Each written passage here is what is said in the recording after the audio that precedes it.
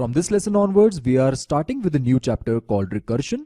And in this particular lesson, we will try to understand some basics related to recursion. So let's get started. First, we will try to understand the definition of recursion. Then we will move on to a program which will help us to understand what recursion is all about. And then we will move on to a homework problem at the end of this lesson. Now let's dive into the content. What is the definition of recursion? Recursion is a process in which a function calls itself directly or indirectly. For example, function fun is calling itself. As you can see, this is the call to a function fun itself, right? Inside this function fun, you are calling again this function only. This is nothing but recursion. Because recursion says that it is a process in which a function calls itself directly or maybe indirectly. So here, as we can see, function fun is calling itself. Therefore, this is nothing but recursion. Now let's see this program which will help us to understand recursion. Whenever a function is called, its activation record will be maintained inside the stack, right? As recursion is no exception, therefore, here in this case also, we will consider one stack, and here we will maintain the activation records of the functions we are calling, okay? As we know, the execution starts from the main function and operating system calls the main function. Therefore, the activation record of main function will be first maintained inside the stack, right? And what does this activation record will consist of? It will consist of the locals of this function. Along with that, the parameters of this function. Also, it will consist of the return address to the caller. But here, for the sake of simplicity, we are just maintaining the local variables inside this activation record. That means n equals to 3, which is the local variable of this function, will be maintained inside this activation record, right? After this step, as you can see, here we have a printf function, and inside this printf function, we are calling the function fun. So who is the caller of this function fun? Main function is the caller of this function fun, right? And here, as we know, the value of n is 3. And in this function, we are passing n, which means we are passing value 3. And where is the definition of this function? The definition of this function is written over here. Therefore, we can say that from the main function, we are calling fun3, right? So let me maintain the activation record of this particular function inside the stack. As the value of n in this case is 3, as it is indicated over here, therefore, it will get replaced by 3. And because the activation records do consist of parameters as well, therefore, in this case, n equals to 3 will be maintained inside the activation record of this function. Now, as you can see, inside this function, the first step is to check if this condition is satisfied or not. As in this case, n is equals to 3, therefore, this n will be replaced by 3. As 3 equals to 1 is false, this will not get evaluated. As this is false, therefore the else part will get evaluated, and inside the else part we can see we have one statement, return 1 plus fun n minus 1. So you can clearly observe this is recursion because fun is calling itself, right? As here we are calling fun n minus 1, n value is equals to 3, therefore we can say that this will get replaced by 2. So from fun3, we are calling fun2, right? Therefore, now the control will transfer from fun3 to fun2, and hence the activation record of fun2 will be maintained inside the stack, but above fun3. Now fun2 is under execution, which means now the n value is equals to 2, and hence this will also get replaced by 2, right? And again inside this function, we will check this condition, is n equals to 1 or not? That means is 2 equals to 1 or not? As 2 is not equals to 1, therefore it is false, which means else part will get evaluated. And in else part, we have one statement, return 1 plus fun n minus 1. As n here in this case is 2, therefore this will get replaced by value 1 because 2 minus 1 is 1, right? Now, fun2 is the caller and fun1 is the callee, right? From fun2, we are calling fun1, which means now the control will transfer from fun2 to fun1. and the activation record of fun1 will be maintained inside the stack. This will get replaced by value 1 as n is equals to 1, and n equals to 1 will be maintained inside the activation record because n is the parameter of this function, right? Now again we check this condition. As 1 is equals to 1, which is true, therefore this part will get evaluated. Here in this case we have simply return 1, which means we are returning back to the caller. And who is the caller of fun1? Fun2, right? Which is indicated over here. Return means you are simply popping this activation record out of the stack and you're returning back to fun2, which means you're returning back to the place where you left off. And this is the place where you left off, remember? So this will get replaced by value 1, which was returned by fun1. As 1 plus 1 is equals to 2, therefore now 2 will get returned back to the caller of fun2, which is fun3, and hence the activation record of this fun2 will get popped out of the stack, and we will return back to this particular place inside function fun3. As 2 was returned by the fun2, therefore this will get replaced by value 2. 2 plus 1 is 3. And as because we are returning value 3, which means 3 will get returned back to the caller of fun3, which is the main function, as you can see in this stack, right? This means fun3 activation record will get popped out of the stack and value 3 will get returned back to the main function. But at which place? The place where you left off, which is this only, right? Therefore, this will get replaced by value 3 and we will simply print this value 3 on the screen. Therefore, the output of this particular program is 3. Recursion is not a rocket science. It is very simple to understand.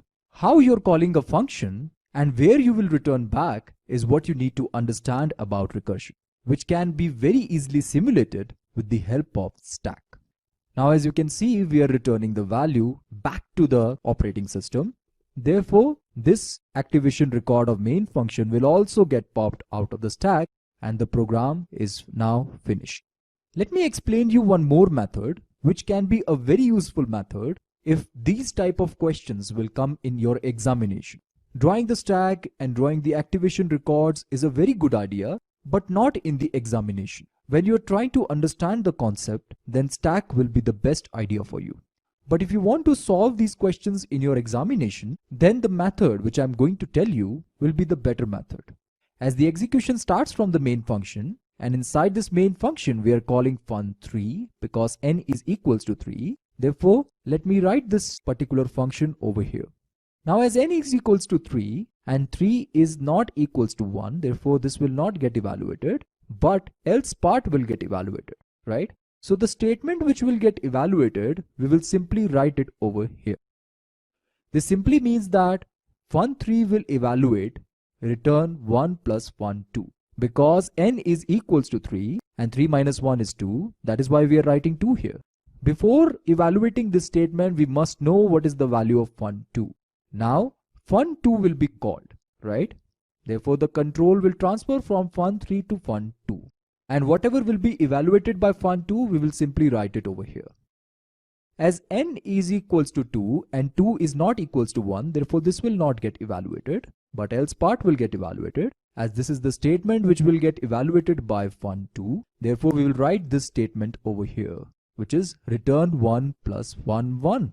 Because n is equals to 2 and 2 minus 1 is 1, we are simply writing 1 over here.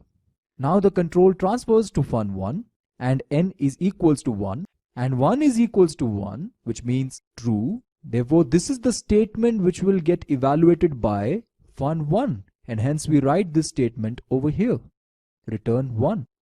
Return 1 means we are returning value 1 back to the caller, which means we are returning back to this particular place. You just simply need to mark this arrow over here. And this will get replaced by value 1, right? And 1 plus 1 is 2. Therefore, we will return value 2 back to the caller, which means at this particular place, right? This will now be replaced by value 2 and 1 plus 2 is equals to 3.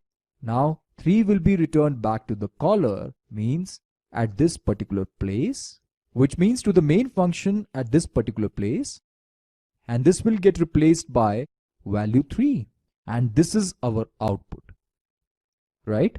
You just need to follow this sequence, and when you find out the return statement with a single value which does not consist of calling the function once again, then from that point onwards you will simply return back.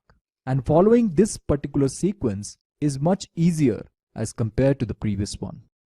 Now, different types of recursion. So let's get started. There are basically 4 types of recursion. First one is direct recursion. The second one is indirect recursion. The third one is tail recursion. And the fourth one is non-tailed recursion. In this particular presentation, we will discuss the first 2 types, that is direct recursion and indirect recursion. Now let's try to understand what is direct recursion. A function is called direct recursive if it calls the same function again. What does it really mean? Here is the structure of direct recursion. Suppose you have a function fun, and inside this function you are calling this function again. This is called direct recursive. Whatever the programs we have encountered in the previous lectures are all direct recursive programs, right? Direct recursion is simple to understand, but what is indirect recursion? A function, let's say fun, is called indirect recursive if it calls another function, let's say fun2, and then fun2 calls fun again, directly or indirectly. What does it really mean? Let's say we have a function fun, and inside this function you're not calling this function, but you're calling another function, let's say fun2, whose definition is available over here. And inside this function you are calling fun function. If you observe this code structure carefully, you are calling function fun only, right? This is a recursion for sure. But you are calling this function indirectly, right? You are first calling fun2, and then from fun2 you are calling fun function. This is called indirect recursion. Okay, let me repeat the definition for you. A function, let's say fun, is called indirect recursive if it calls another function, let's say fun2, and then fun2 calls fun directly or indirectly. As we already know, we have 4 types of recursion. The first one is direct recursion, second one is indirect recursion, third one is tail recursion, and fourth one is non-tail recursion. In the previous lecture, we have already talked about direct recursion and indirect recursion. Now in this lecture, we will try to understand what is tail recursion and what is non-tail recursion. So let's get started. What is tail recursion? A recursive function is said to be tail recursive if the recursive call is the last thing done by the function. There is no need to keep record of the previous state. Let's try to understand this definition with the help of an example.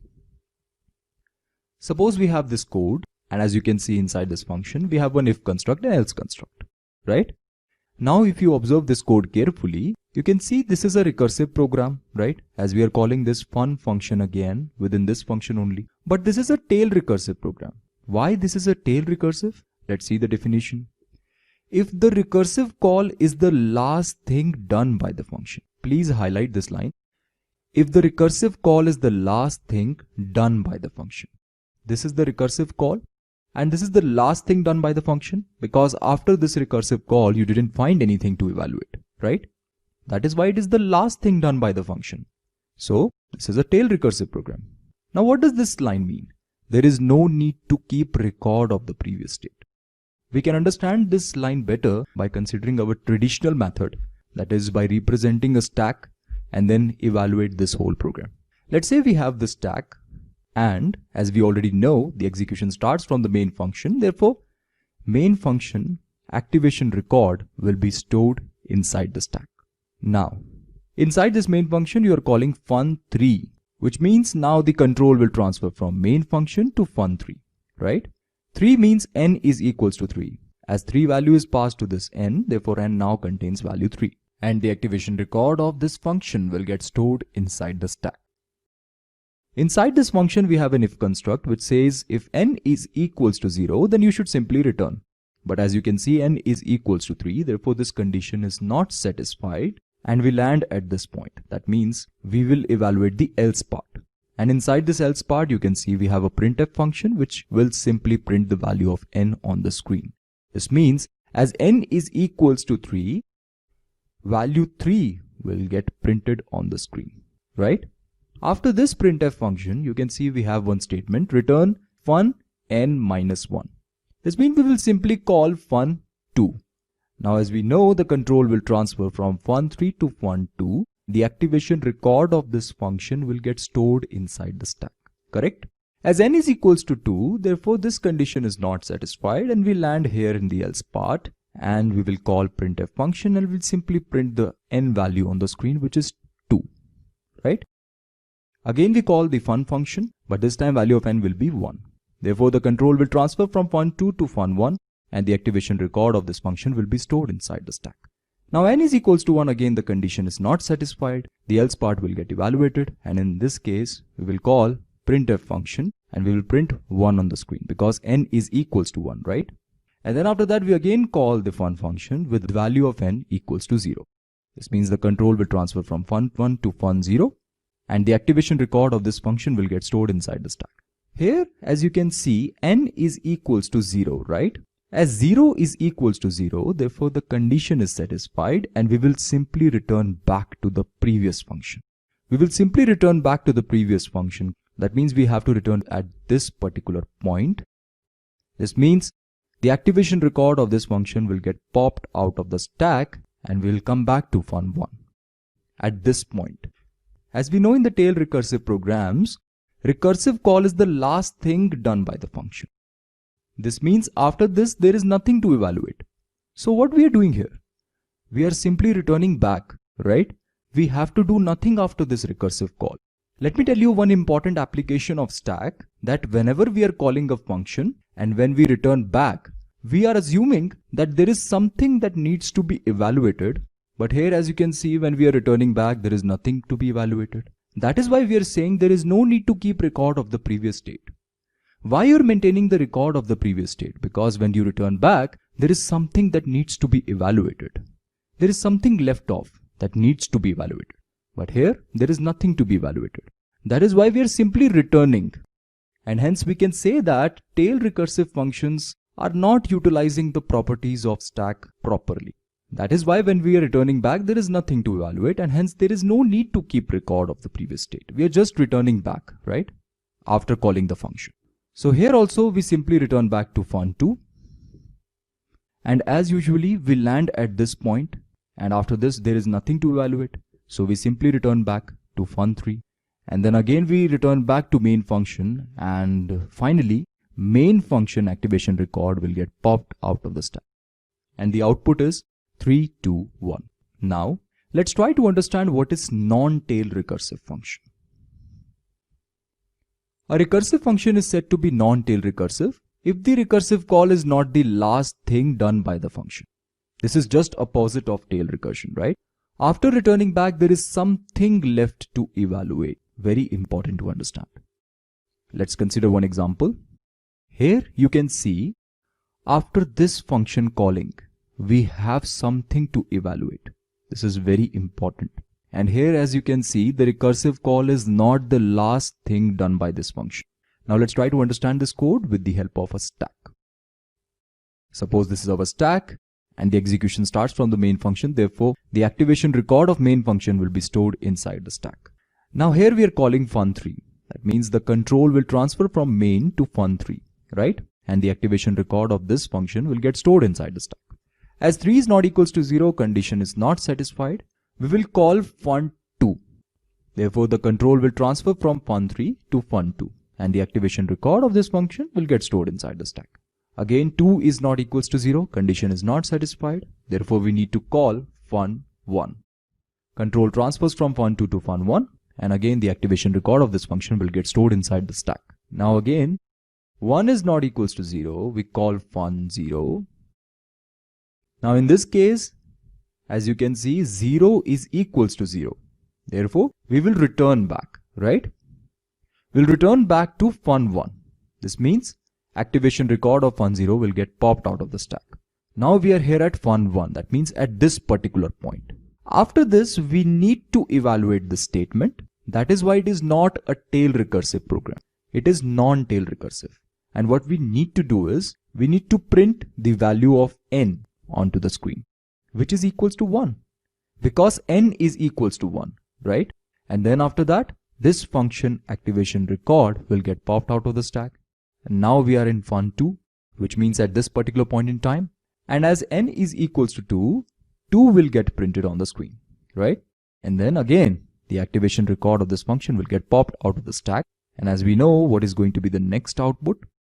3, because n is equals to 3 and we need to print the value of n.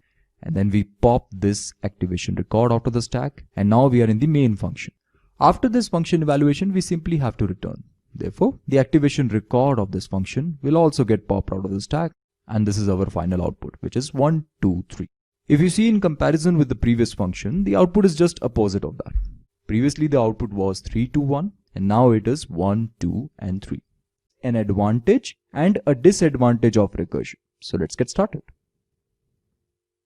Which path should I follow? Should I follow an iterative path or should I follow a recursive path? Now let me tell you, my dear friends, why I'm asking this question. Every recursive program can be written as iterative program. This means whatever we can write with recursion, we can also write with iteration. Now the natural question that arises is that which path should I follow? Should I write an iterative version of a program or should I write a recursive version of the program? This is quite natural to ask this question. In order to address this question, we will consider an advantage and a disadvantage of recursive program over iterative program, so that we can understand while writing code which path we should follow. Okay. Every recursive program can be modeled into an iterative program, but recursive programs are more elegant and requires relatively less lines of code. We already know recursive program can be modeled into iterative program, right? And this is also very important to understand that recursive programs are more elegant and definitely they requires less lines of code. Let me give you one example in order to understand this advantage. We need to write a program to calculate factorial of a number. And here I will mention both iterative as well as recursive version of the program. Here is the iterative version of a program to calculate factorial of a number. As you can see inside this function, I have declared one variable res, which actually represents result. It is initialized to value 1. After that we have a while loop, and this while loop runs until n is not equals to 0. Okay, and inside this while loop you can see res is equals to res into n, and then after that we are decrementing the value of n. You can easily see this will calculate the factorial of n, right? And then after that we are simply returning the result back to the main function and we print whatever will be the result of factorial of 5.